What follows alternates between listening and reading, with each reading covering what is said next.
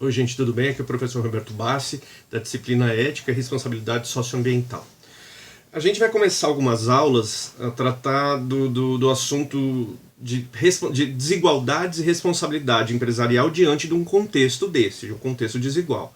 Mas a gente vai por partes. Hoje a gente vai tratar, especificamente na nossa aula 6, né, número 6, a gente vai tratar da questão da desigualdade. O que ela é, de que forma ela se manifesta, quais são as suas causas e quais são os seus efeitos. Então vamos lá, o que é desigualdade? Desigualdade é uma diferença de renda entre as rendas obtidas por diferentes camadas da população.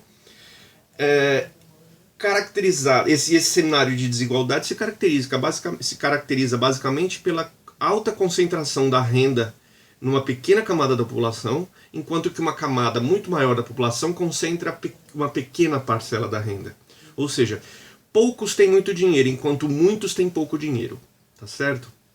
Essa é uma característica clássica de um ambiente desigual, de uma sociedade desigual. E o que gera essa desigualdade? São as chamadas falhas de mercado, né? Que, vamos lá, por si só a natureza não é capaz de suprir a sociedade, principalmente a sociedade contemporânea, dos bens necessários à satisfação das suas necessidades. Por exemplo, um celular que hoje a gente não se imagina sem ele, há 30 anos atrás não existia, certo? E a gente vivia muito bem sem o celular, não havia problema algum. Mas hoje, se tirarem seu celular, você morre, né? A pessoa morre. Então, quer dizer, com o passar do tempo, as sociedades vão se tornando mais complexas e, consequentemente, as suas necessidades também vão ganhando complexidade. Assim como também vão surgindo novas necessidades que anteriormente não existiam. Então, conforme essas necessidades vão se agravando e vão se multiplicando em termos de quantidade, as pessoas, nem todo mundo consegue acesso aos produtos e serviços que satisfazem essas necessidades. Ou seja, as pessoas, vamos falar aqui da questão da desigualdade, as pessoas que têm baixa renda, elas não têm acesso, elas não têm condições de adquirir os produtos e serviços necessários à satisfação de todas as suas necessidades. Ao passo que já aquelas poucas pessoas que têm grande parte da concentração da renda nas suas mãos, tem grande parte da renda nas suas mãos, essas sim, elas têm livre acesso, né? Porque elas podem pagar, tá certo? Então uma sociedade desigual é fruto principalmente da concentração de renda. Esse é um dos pontos, né? Existem outros fatores também que causam a desigualdade. Entre a má distribuição da renda, que a gente acabou de falar agora, existe, por exemplo, a busca pelo lucro. É um dos pilares do modo de produção capitalista a busca pelo lucro privado, né? No capitalismo, todos os modos de produção buscam lucro, não é o capitalismo, isso não é tipo do capitalismo. Na antiguidade se buscava o lucro, na Idade Média se buscava o lucro, hoje se busca o lucro. No feudalismo se buscava o lucro, né, que é típico da Idade Média, o modo de produção predominante da Idade Média. No capitalismo se busca o lucro, no socialismo e no comunismo também se busca o lucro. Não se iludam com relação a isso. O que diferencia é a quem pertence esse lucro. No capitalismo, o lucro pertence à propriedade privada, porque os meios de produção, que são as empresas, pertencem ao capital privado. A diferença é essa. Então a busca incessante pelo lucro é um dos fatores que também gera a desigualdade. Lembrem da seguinte fórmula: lucro igual receita menos custo. Ou seja, para que as pessoas consigam então maximizar o seu lucro, elas têm que aumentar as receitas, né? Receitas provenientes em geral das vendas, tá certo? E reduzirem os seus custos, de preferência os dois juntos, simultaneamente, tanto aumentar os lucros quanto aumentar as receitas quanto diminuir os custos. Um dos principais custos que a gente fala quando a gente pensa em gestão empresarial são os salários, tá certo? Então, quanto mais baixo for o custo, entre eles o salário, maiores as chances do capitalista, do dono do meio de produção, maximizar os seus lucros. Então a busca incansável pelo lucro faz com que haja uma tendência de redução dos salários. Reduzindo os salários, a pessoa tem cada vez menos acesso aos produtos que precisa, tá certo? Outra coisa também, hoje em dia para você se fala muito em aumento da produtividade. Produtividade é quanto que quanto se produz por pessoa trabalhando, por pessoa empregada, né? O medo do desemprego, o medo de ser mandado embora ou de ganhar menos, faz com que a pessoa se mate de trabalhar. Então é muito comum, principalmente em sociedades menos desenvolvidas, a hora extra não remunerada, por exemplo, certo? Já em países desenvolvidos, você é contratado para trabalhar das 9 às 6, às 6 horas você está fora, você vai embora. E se ficar até mais, eles fazem questão de deixar muito claro que eles vão sim pagar a sua hora extra, certo? Aqui não, aqui em países não desenvolvidos, né, subdesenvolvidos, você falar que não vai fazer hora extra, que você quer uma remuneração por trabalhar mais do que aquilo que você foi contratado, parece que você não veste a camisa da empresa. É até feio falar um negócio desse, imagina. Eu fui contratado para trabalhar das 9 às 6, mas não. E se eu tiver que trabalhar além disso, eu tenho que receber? Imagina, é um absurdo uma pessoa falar uma coisa dessa. Mas isso acontece. É fruto do medo que a gente tem de perder o emprego, porque se a gente perder o emprego, a gente não tem mais como abastecer a nossa família com os produtos e serviços com os produtos necessários à satisfação das necessidades da nossa família. Então, devido a esse medo exacerbado que a gente tem do desemprego, a gente acaba trabalhando dobrado, certo? E isso aumenta o desemprego, porque se a gente trabalha dobrado, para que o patrão vai contratar mais um trabalhador? Ele não precisa. Porque ele tem horas do seu dia em que você trabalha de graça, inclusive, para ele, certo? Essa é a chamada mais-valia. Depois a gente conversa sobre isso presencialmente.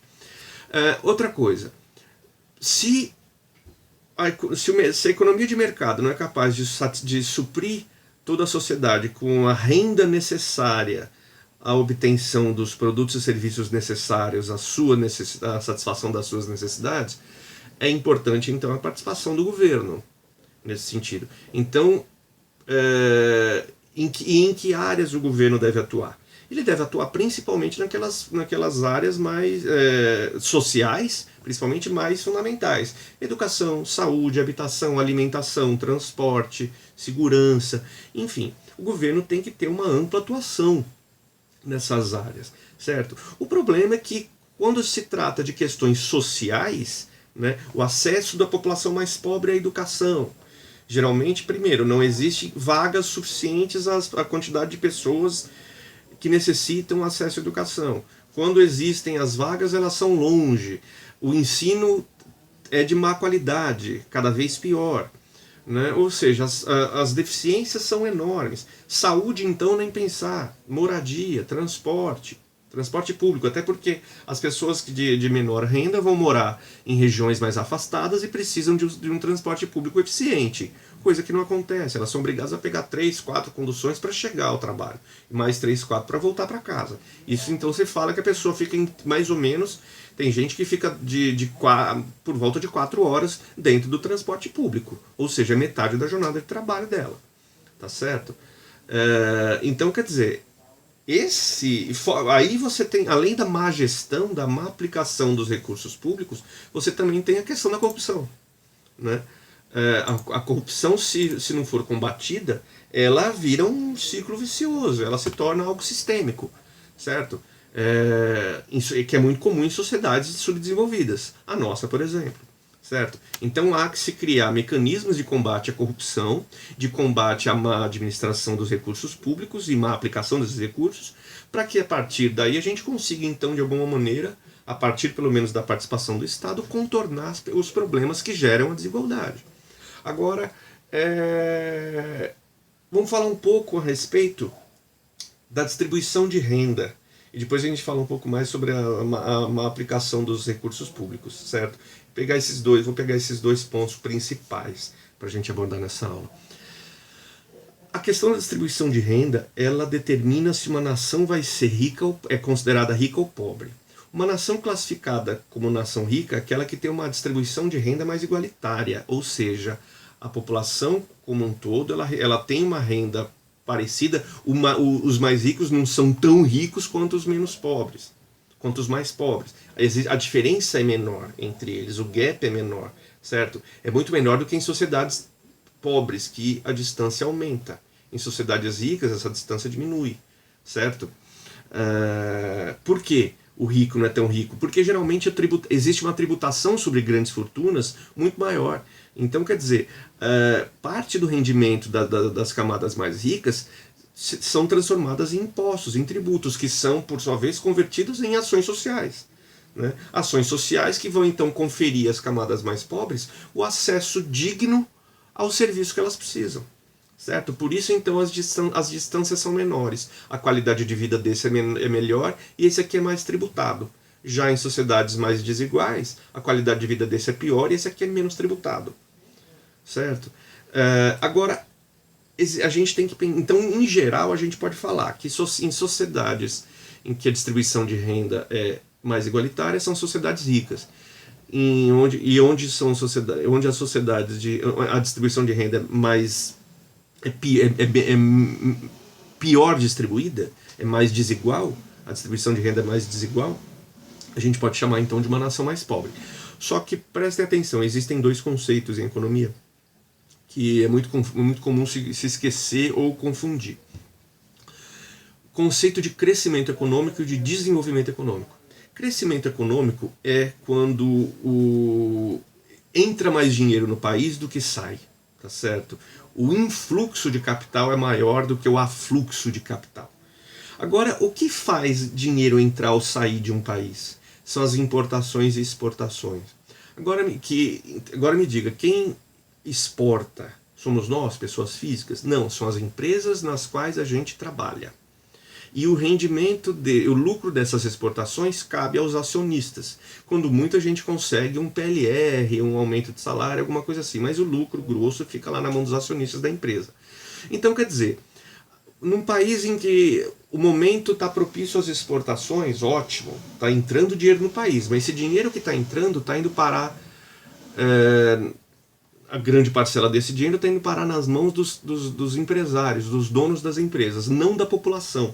Ou seja, embora o país esteja registrando um crescimento econômico, porque está entrando mais dinheiro de exportações do que está saindo com as importações, vamos dizer que a gente está importando pouco e exportando muito. Então sai mais dinheiro do que entra. Está havendo, então, o crescimento econômico. Só que isso não quer dizer que o país está se tornando mais rico em termos de questões sociais. Quem está ficando rico são os donos das empresas. Os trabalhadores, a sociedade comum, está na mesma, ela está da forma que estava. Ou seja, se esse aqui está ficando mais rico e esse aqui está estagnado, a distância está aumentando. Ou seja, a renda está ficando ainda mais concentrada do que já era. Mas existe um outro conceito que é o de desenvolvimento econômico. Esse sim está relacionado à melhoria da qualidade de vida da população em geral.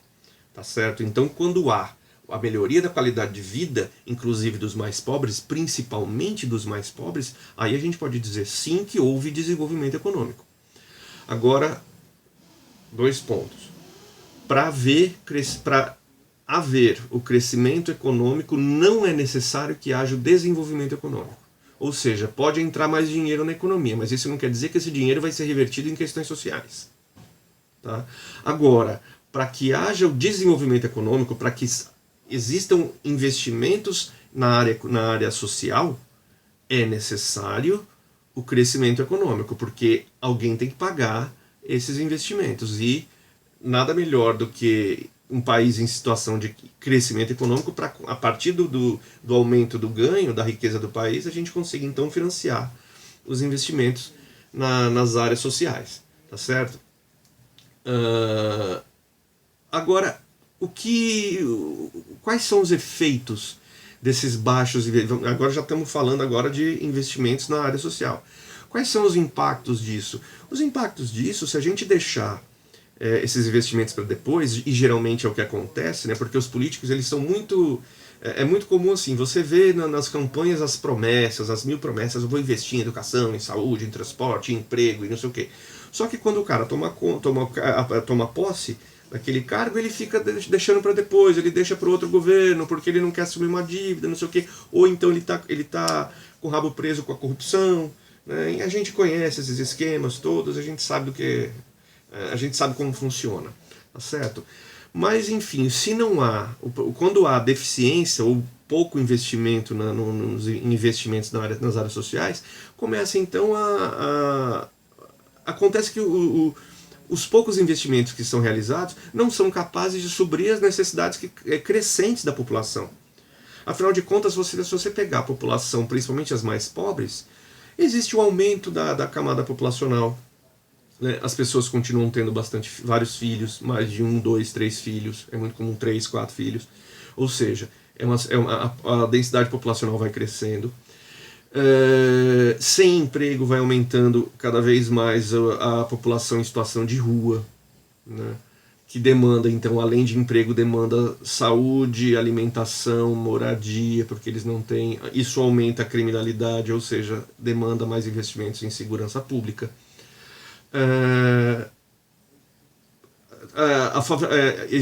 Se acentua cada vez mais o processo de favelização das cidades. Favela, você sabe, nem todas as casas têm saneamento básico, muito pelo contrário, são poucas as que têm uma água encanada que chega na casa, uma caixa d'água decente, enfim.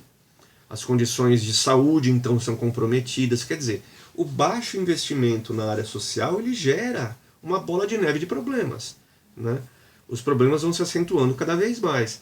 Já em países onde você percebe, você verifica um grande investimento, grande quantidade de investimento na área social, são os países que, na verdade, eles já adotaram uma política de busca do que a gente chama de estado de bem-estar social.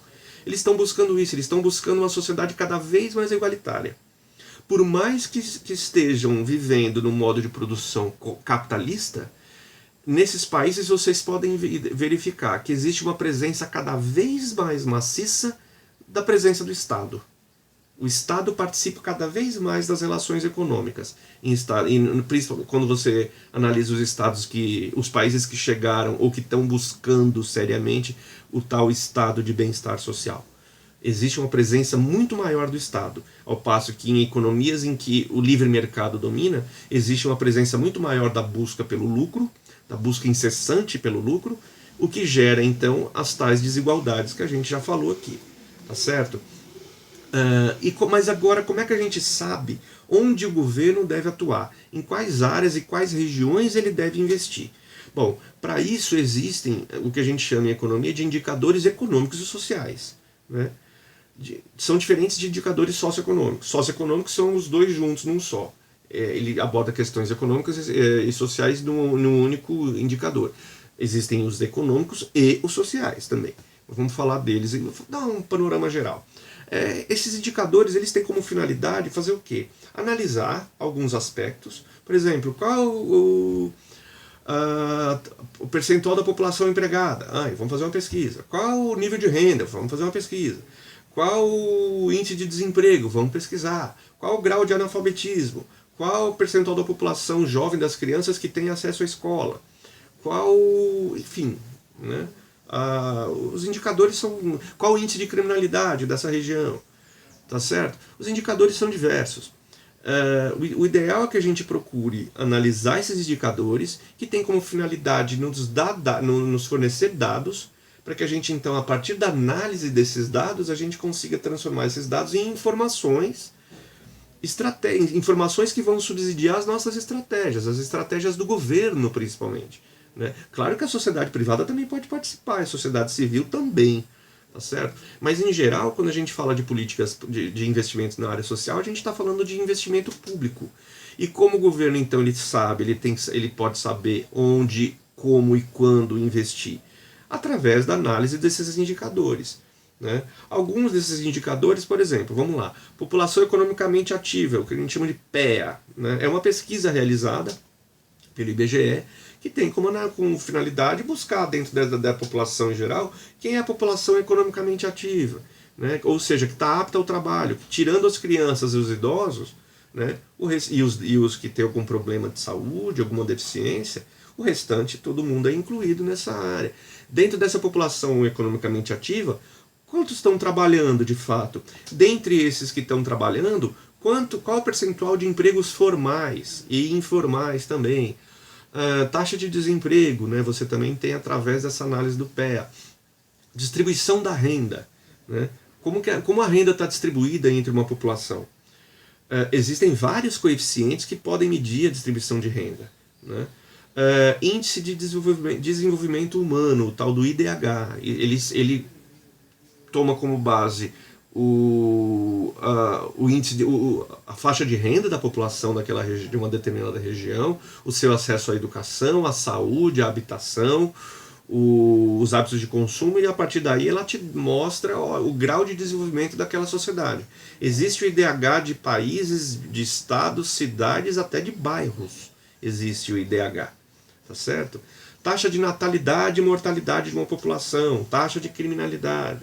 E por aí vai, investimento em infraestrutura, transportes, taxa de investimento em saneamento básico, certo?